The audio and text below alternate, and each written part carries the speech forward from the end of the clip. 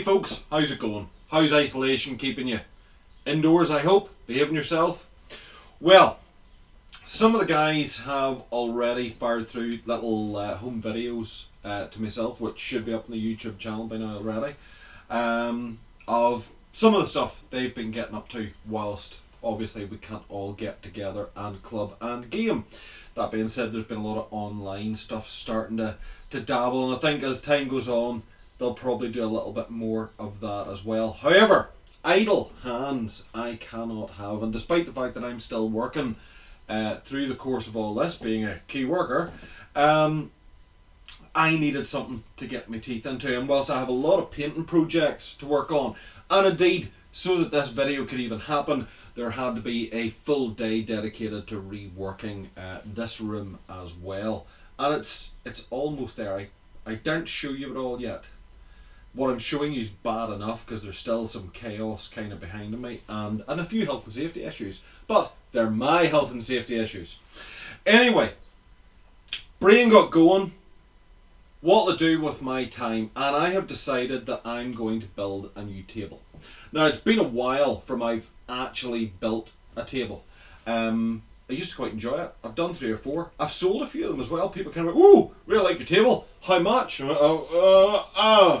Money, beer, chocolate chip cookies. But that was a long time ago. So, had a ponder, got the head together and decided I'm going to do an Amera table.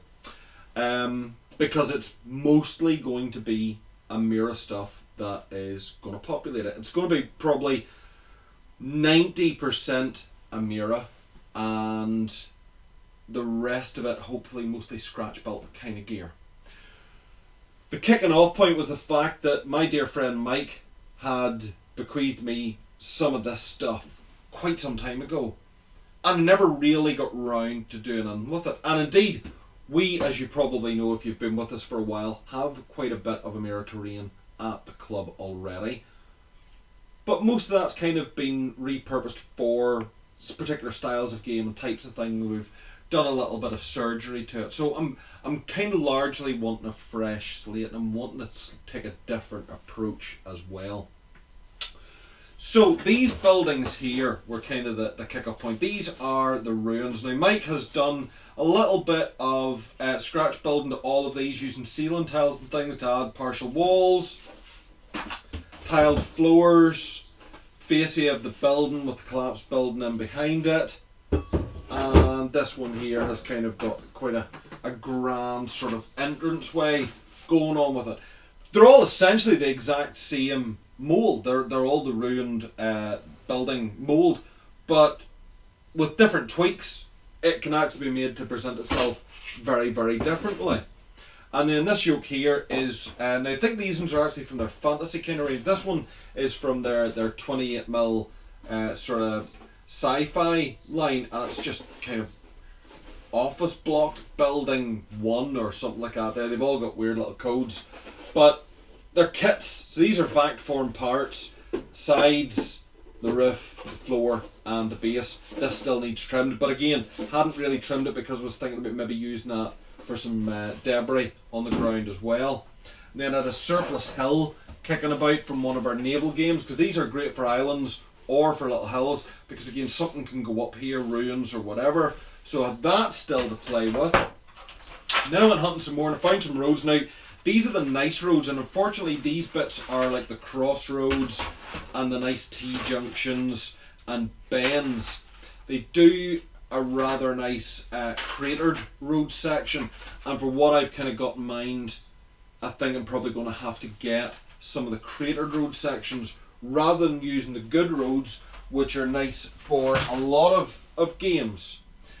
And then Mike had built this piece a while back. It's kind of like a raised platform. I'd always imagined it for being a harbour or some part of port, but what I'm starting to think in my head is to get to the chase, I suppose. I'm thinking about building a 4x6 table, probably in 2 sections. The rearmost section is kind of going to be the start of the city proper, where the defensive line is. So this here maybe some proper road section coming out, maybe the road running up one edge of the board into blasted sections of road. Some of the Amera, they've got like defensive structures. They're just like concrete wall sections just in front of that. Then I'm thinking about a trench system, a sort of a staggered trench system, and that's going to be another order from Amera, because they do like a blasted trench system. They do a bunker with a lid that comes off. They do bit straights and bends and sort of right angles so that you can stagger it. So I'm sort of seeing a staggered trench system coming across with one area where I can have the dug-in tank, another area with like the command bunker, and then one bit is sort of blasted, and then the other bits are just sort of ordinary trench. Then I was sort of thinking, well, what's out in front of that? So I was kind of looking through the internet and looking at photographs for like Stalingrad and stuff like that. And that then started to cement that I kind of wanted a defensive line in a Stalingrad-esque kind of setting.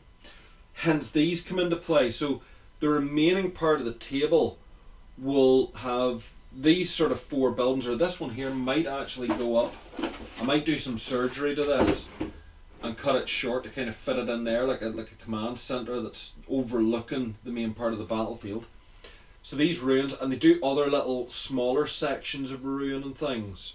So I was thinking about this sort of town proper, defensive line, earthworks, trench system, and then these blasted, shelled buildings out in front, kind of scattered about, and then I've got some tree stumps and things that can kind of go in to suggest it's the more sort of edge of the city suburbia type of thing, and with the road running up, and maybe sort of leaving little sort of flatter tracks, maybe like on the last table I made, using balsa wood or something, just to suggest a lesser degree of road running across in a couple of points, but definitely sort of bombed and blasted to smithereens until it comes out to maybe just a little pattern of open ground at the far end of the table.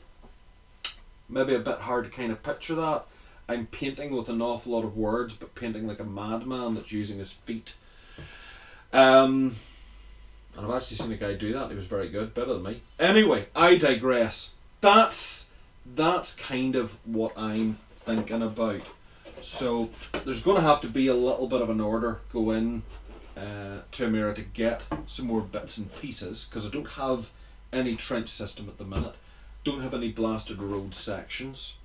I could reuse some of the road sections that I've got, but I kind of feel like kind of cheating the guys at the club, because those can be used for so many other things.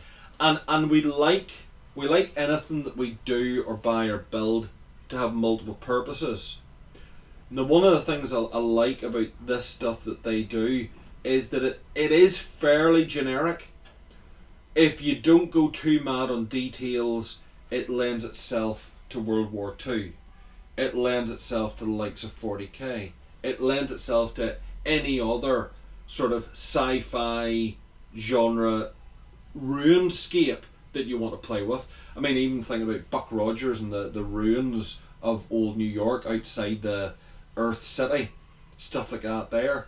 So even seeing that 7TV could be done with it, stuff like that there. So yeah, I want it, and of course post-apocalyptic as well. It'll work well for that if I don't go too mad on details. I think the trench system is the most specific thing I'm going to have in it, and I haven't quite decided whether I want the trench system to be built into it, or whether I'm going to have it rather like the roads that I have for the club, that they can just be lifted off. Something's telling me to go build. It's going to make transporting it harder. Moving it about is definitely going to be an issue. Even in two sections, it's going to be a little bit more awkward. These jobbies here, you see I can always sand down the edges of these to sort of make them slightly smoother curving to the table. And I can, even if I take a baseboard and a texture, I can kind of leave space where these will plug in, so that these could actually be replaced with other buildings or more open areas or a ruin or a landing platform. So rather than being stuck with one form of this outskirt of the city and defensive line and whatnot. You could vary it up a little bit. You could have it much more intact. You could campaign it where you could maybe have fairly intact buildings, key installations that you're trying to defend from the encroaching enemy, and then over the course of the campaign, as buildings get damaged or destroyed, you swap them out with kind of these ones here. But yeah, that's sort of my pet project. There will be much grey, because grey is quick and easy and it is my friend, and probably because it's the colour that I've got most of for painting at the minute. But I might try and throw a few smatterings of colour in. There's scope for some graffiti and things like that there, you know, trips out, because that can be anybody and anything, that sort of thing. Maybe a few posters on the more prominent buildings, stuff like that.